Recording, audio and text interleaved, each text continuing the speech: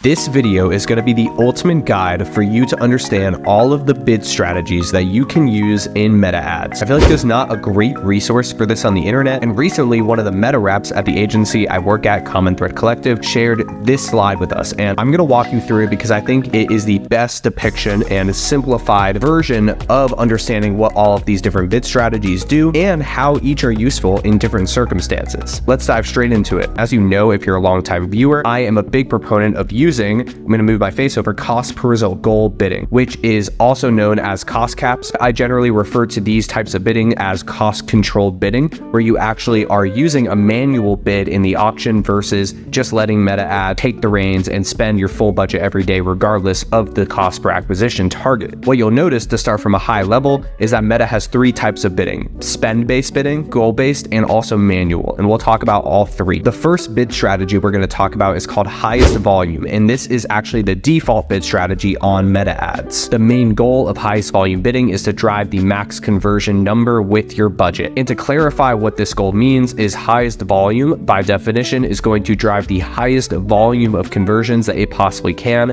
on a daily basis while delivering your entire daily budget. So if you have $200 to spend that day as your daily budget, Meta is going to spend that entire budget irrespective of your CPA target and try in the process to drive as many conversions as it possibly can. This is best for driving the most results possible with a budget if there's not a set CPA goal. And the considerations for this bidding strategy is that it's designed around ensuring you exhaust your full budgets daily. When you're running highest volume bidding, yes, you can get good performance. However, it is undeniably a more risky form of bidding because on days when demand in the auction is lower, meaning there's less purchase opportunities or customers currently in demand, it's going to be more competitive, your costs are going to go up, and it's not going to stop spending even when performance is bad and demand is low. And highest value bidding has the exact same type of spend behavior as does highest volume bidding. The difference for highest value bidding is it's trying to drive the highest return within your budget, meaning it's going to try to drive the highest value of conversions possible while fully delivering your entire budget every day, irrespective again of CPA. And the consideration for highest value is that CPAs will likely be higher as the system is prioritizing highest value purchases. This means it's going for higher average order value purchases, meaning you're going to hopefully get a stronger return on your ad spend, which will increase your ROAS. However, your CPA and your CPMs might be a little bit higher with this bid strategy. Each of these bid strategies have a manual bid equivalent. And to be clear, so bid caps and cost per result goal are a direct extension of highest volume bidding because they are both still using the same type of algorithm, meaning they're going for the lowest cost conversions. In cost per result and bid cap bidding, you can actually enter your own manual bid into the auction and have a say in what your efficiency target's going to be. And ROAS goal bidding is the exact same. It's an extension of highest value bidding. However, you can enter a manual bid into the auction. Next, let's talk about bid caps. This is a more aggressive form of bidding because Meta has no flexibility in the auction. Regardless of daily demand, it's only going to bid up until that $50 point or whatever the bid you enter into the campaign is. With bid caps, you are setting a max bid in the auction, meaning that Meta can only bid up to that point. So if I set a $50 bid cap, that means that Meta cannot bid above $50 at all. It can only bid $50 and below. Bid caps are best for clients who have a strong understanding of predicted conversion rates and can calculate the right bid for their ad. And so what I'm interpreting this consideration to mean does not use machine learning and correlate with CPA costs, involves more manual adjustments,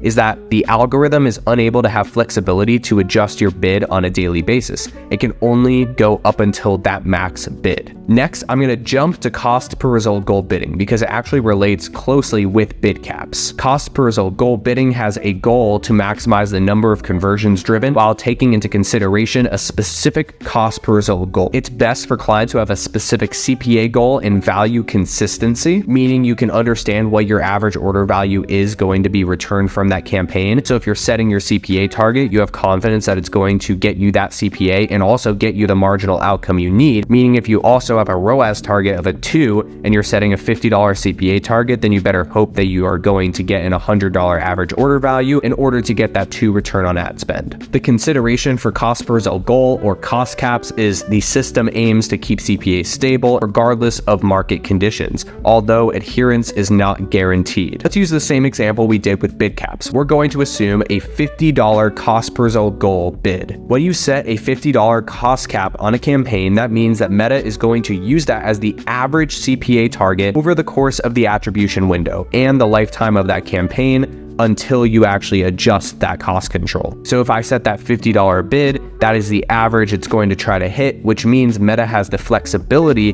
to bid both above and below that $50 target. If Meta sees opportunity to bid over that CPA target, it's going to do so. And keep in mind, Meta is technically warning you that adherence is not guaranteed. So it may try to get your average CPA over the course of the attribution window. It could technically go above the target that you want, which is why some people who love manual bids will swear by bid caps because it is a more aggressive form of bidding, but bid caps undeniably have a stronger guarantee to hit your CPA target more consistently. However, bid caps also restrict data, which makes it harder for the algorithm to use machine learning, which is also why it says this consideration here, do you think is a little strongly worded to say it does not use machine learning and correlate with CPA costs. However, I think that's directly speaking to the fact that there's no flexibility in the auction, and you actually have to make that manual adjustment if you want Meta to be able to bid above your target you're setting. Now, to double tap on cost per result goal bidding or cost caps, this is actually my preferred bid strategy because it does give you a little bit more flexibility, and that does help aid in the machine learning process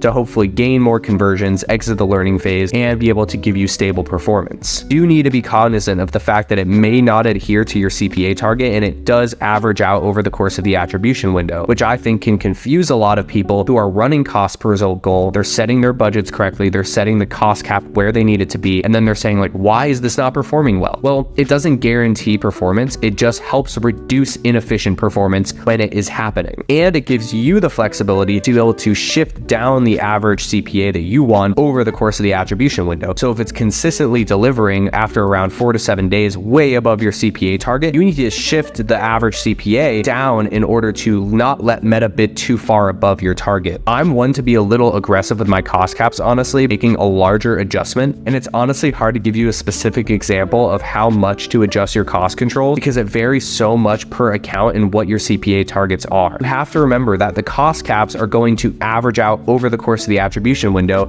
and technically you don't know how much above that CPA target Meta is going to bid. And so if your target's a $50 CPA target and you see Meta bidding at like $80 consistently over multiple days and it's just not coming down close enough to your CPA, I highly recommend you making an aggressive adjustment. Shift that $50 cap down to a $40 cap or even to like a $37 cost control, and then see how that helps your delivery of your spend against your efficiency target over the course of the next attribution window. I hope that helps, and let me know in the comments below if you have any more questions. I'm happy to answer. All right, and lastly, we're going to talk about ROAS goal bidding. ROAS goal bidding has the goal of maximizing the value returned of your conversions while taking into consideration a specific ROAS goal. Like I talked about before, this is the manual bid extension of highest value bidding. However, you could enter a specific ROAS outcome that you want from the campaign, and the campaign's only going to spend around that efficiency target. ROAS goal is best for clients who have a specific ROAS goal and value consistency in their account. The considerations here is that the system aims to keep ROAS stable regardless of market conditions, although adherence to this goal is also not guaranteed. You'll notice that the consideration for ROAS goal bidding is almost identical to cost per result goal, except it's trying to keep your ROAS stable instead of your CPA stable. I actually have a whole video on ROAS goal bidding and 3 ways that you can use it in your account today. Highly recommend you watch that if you want to learn more about this bid strategy. And what people miss on meta ads with ROAS goal and value-based bidding is that this is a completely different type of customer that you're optimizing for. So you can have 2 separate campaigns with the same ads in them, one optimizing for ROAS goal bidding, one optimizing for cost control bidding, and you're going to see very different types of results, meaning that the ROAS goal campaign is likely going to have a higher CPMs, but technically a higher average order value from that campaign, and the cost per result result goal bidding is likely to have a lower CPA and lower CPMs as well. And I highly recommend that you use ROAS goal bidding if you have a large variety of SKUs and different average order values on different collection pages of your website. A great example I like to use for this is if you're a clothing brand and you have a collection drop, and that collection includes a ton of different average order values. If you optimize for ROAS goal, you can be a lot more confident that Meta isn't going to optimize for the cheapest conversion, which is likely going to happen if you're using a CPA target and don't actually optimize for the higher value AOV. ROAS goal bidding also helps if you have a large product set within a dynamic catalog in Commerce Manager, for example, to create DABAs or dynamic ads for broad audience, or DPAs, dynamic product ads, where you are dynamically generating a carousel of your products pulled from the product pages. Like I said, won't dive too deep into this because I have a whole nother video on it, but ROAS goal bidding is definitely something you should try out if you haven't already, and I hope this helps you understand a little bit about what it is and how it is different from these other options. And the last thing I'll say is that all of these bid strategies genuinely have a place depending on your business objective. What I will say is I'm a big proponent of always using either cost per result goal bidding or ROAS goal bidding, as I think those are really great options to give the algorithm a little more flexibility while being able to control your costs. They also have really big benefits of being able to capture variable demand, meaning when demand changes in the auction and costs may be rising because demand is low, or when demand is really high and your costs can be really cheap, you can set an inflated daily budget on any of your ad campaigns and just capture as much spend as Meta can possibly get around your efficiency targets. So it may not even deliver your daily budget, but it can deliver as much as it can spend around your specific efficiency target, which is really cool. Now, to finish off this video, I want to leave you with an important thought.